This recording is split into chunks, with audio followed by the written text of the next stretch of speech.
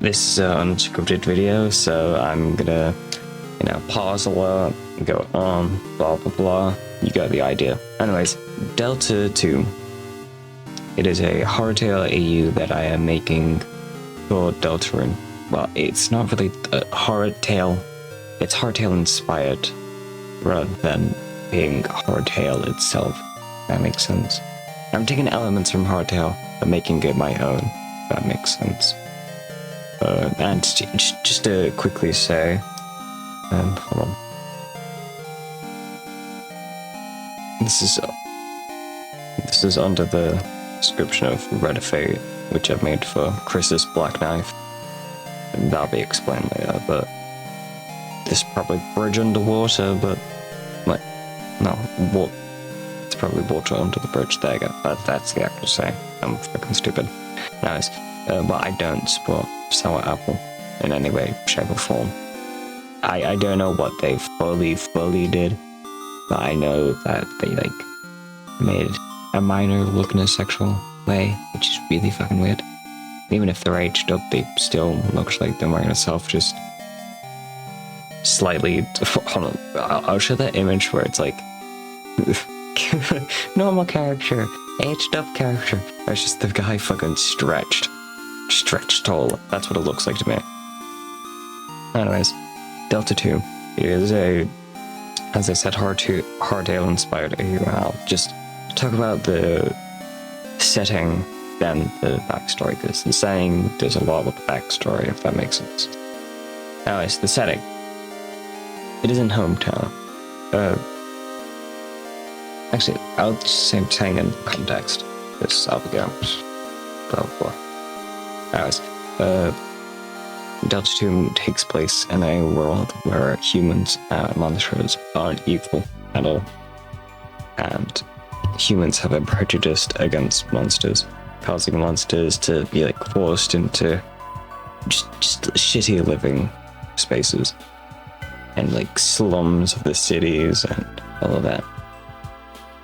And hometown takes part on the monster side of a city, which is really shitty. Just massive New York vibes, but not in New York, in fucking Nevada or some shit.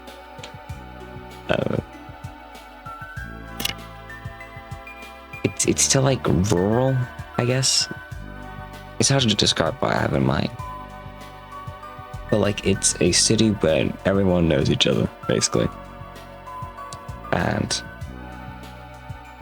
yeah, that's it. You can go back into the main backstory of the game. Anyways, so Toriel, Azrael, Chris, and Asgore, they're all still together.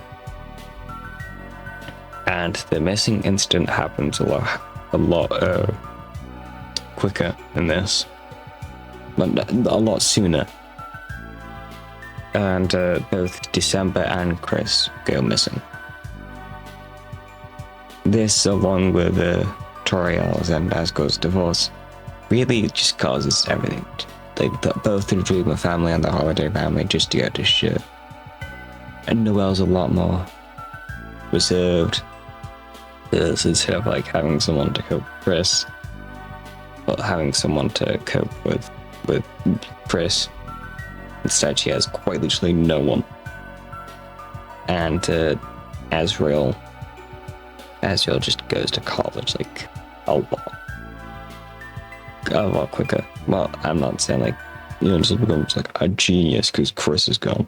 They weren't trying a fucking brain cell. Just saying. Azrael is just a lot more focused in his studies and just tries to leave as soon as possible.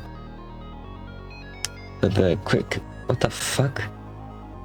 Sorry, short Discord thing. My bad. Anyways, what was I saying? Oh yeah, the one who takes this the worst is Toriel, who just in just an utter state of she's, best I can put it, she's just broken. She needs therapy really bad.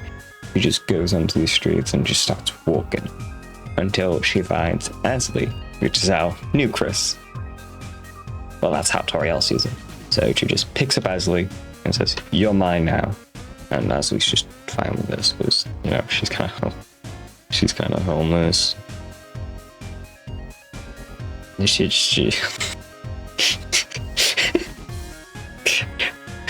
you sweet, I need this. Leslie's kind of homeless. I'm trying to help her out. Anyways, Leslie is just taken off the streets, and it's the new Chris. Quite literally. Toriel just really just forces Ashley to be the new Chris. And that's the backstory before the game starts. Asgard's just not in the picture at all. He is deep into police work. Because he isn't actually fired. But we don't know why Asgard's fired, but in this he's not. He just spends a lot more time in his work, that's all. Anyways, ages pass, and now Ansley is the same age as current day Chris. Because when Chris goes missing, they're like the same age as Frisk. It's like, I would say like 10 to 5. Well, I'm not gonna do this fucking stupid ass 6 to 7 joke.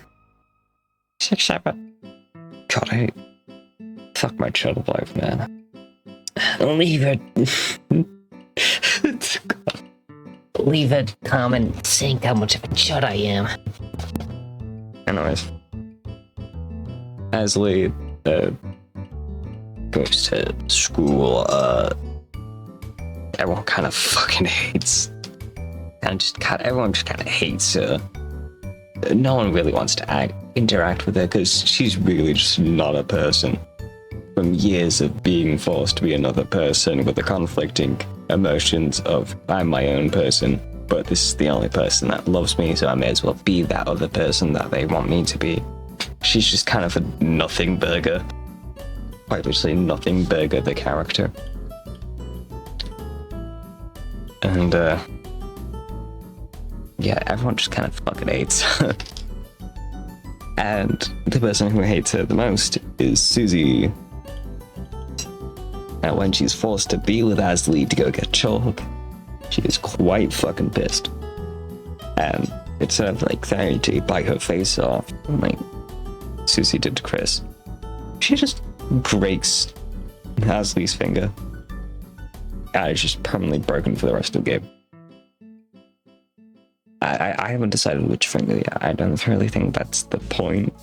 Deciding, what do you think of the pinky or the middle? Oh, perhaps the ring finger. No. That doesn't really matter. Anyways, they go into the dark world, yada yada yada. But there's no Rousey. That's because Rousey is canonically dead. There is no Rousey. There's only Lancer. And the reason why there's only Lancer is because Ashley.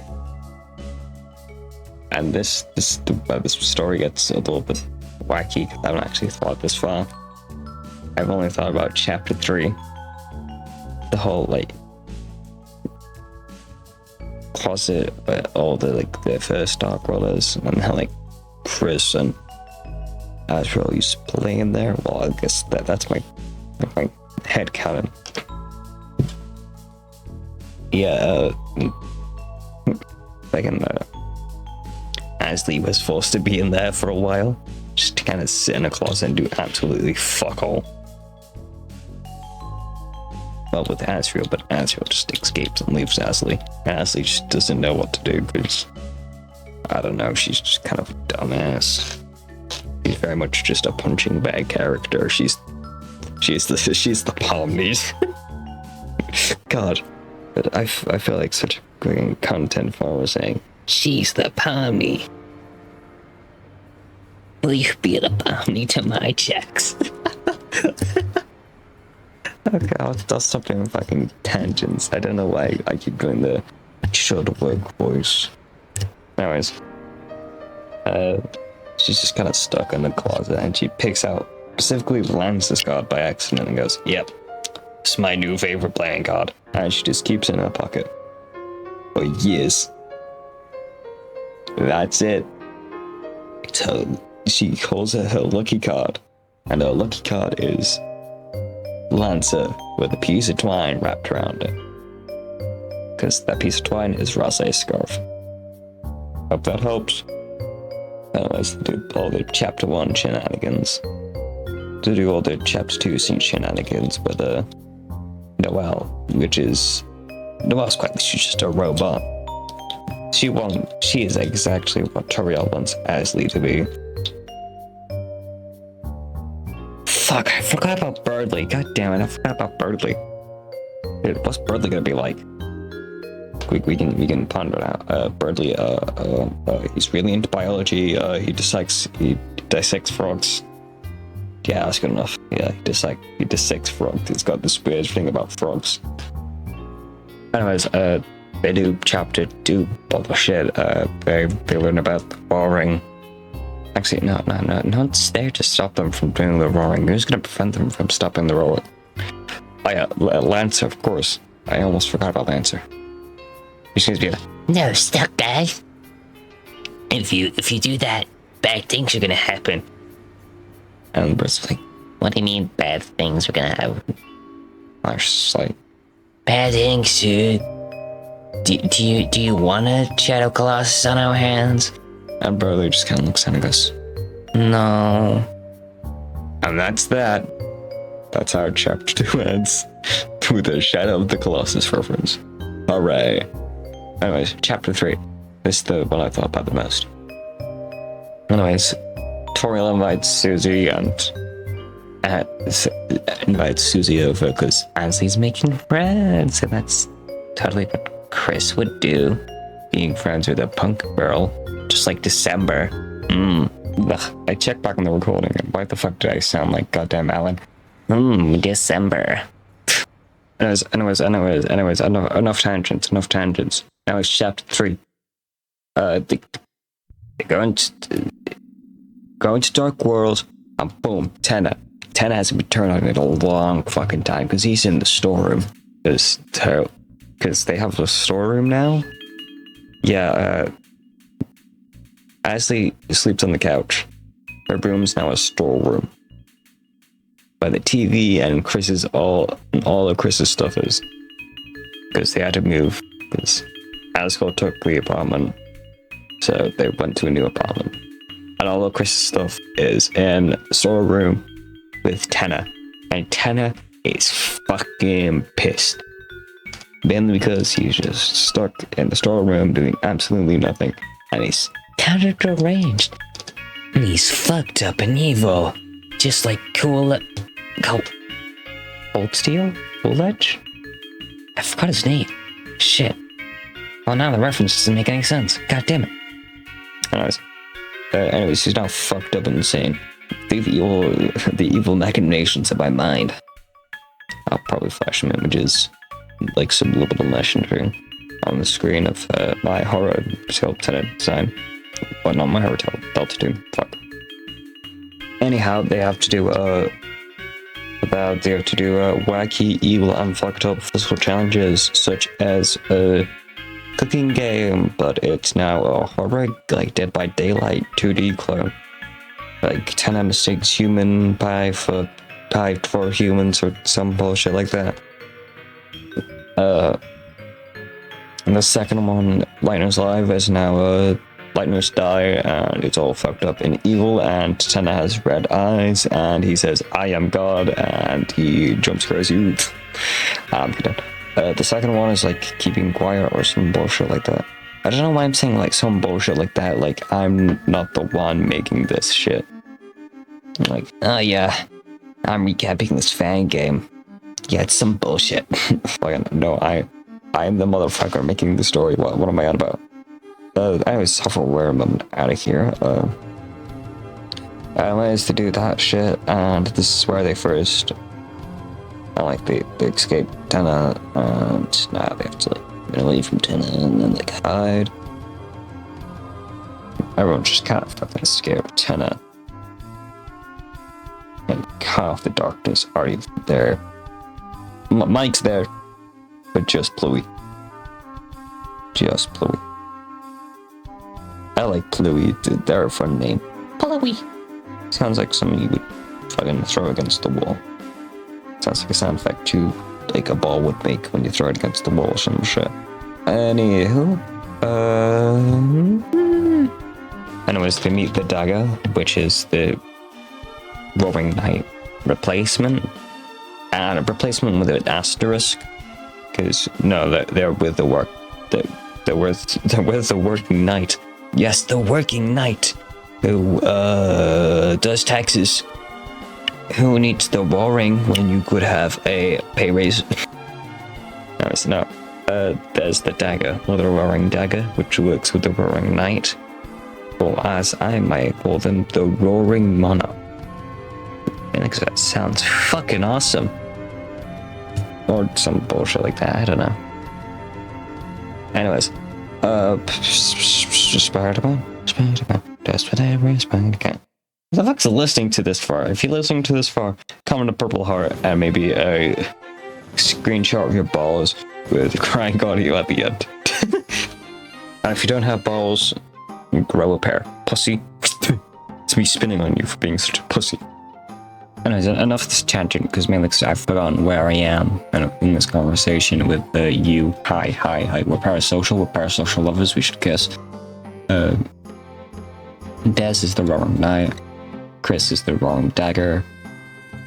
And yeah, that's it. That's the most I've thought up to. On the thought of chapter 4, besides a zombie Gerson. I think that'd be cool if it was zombie Gerson instead of the armor. Just a lot more trauma. Just in general, throughout the whole thing is just a lot more trauma. And now we get to talk about the characters. Like 16 minutes into this. Isn't that funny? I might edit this so it's like characters, context, then blah. But who knows? If you're hearing this, then I clearly have not done that. Anyhow, characters. There's Asley, which is the most nothing burger character ever. She's low-key traumatized, but she's okay with that. Toriel, really possessive, wants Ansley just to be Chris number 2, and that's it. Susie, fucking just a lot more hateful. She's got hate. She's got just a lot of problems, even more than usual for most Susie AUs. But like, yeah. Rose, dead. Lancer, just generally the same as the only like optimistic motherfucker here. The dagger, aka Chris, you know that one image of like Azrael shrugging? Yeah, that cockiness and smugness into one character. Yeah, all of that power into that motherfucker. The Roaring Knight, the same, but like fucking evil and fucked up and gross.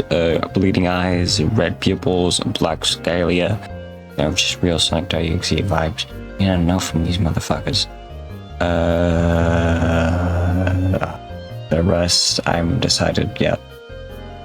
Oh yeah, Noelle, yeah, she's robot core. And Burley, he dissects frogs. What am I talking about? Asgore, I actually just doing a lot better somehow. And that's it. Like and subscribe if you like Deltarune. Yeah, and that's it. I'll be posting Deltarune shit someday.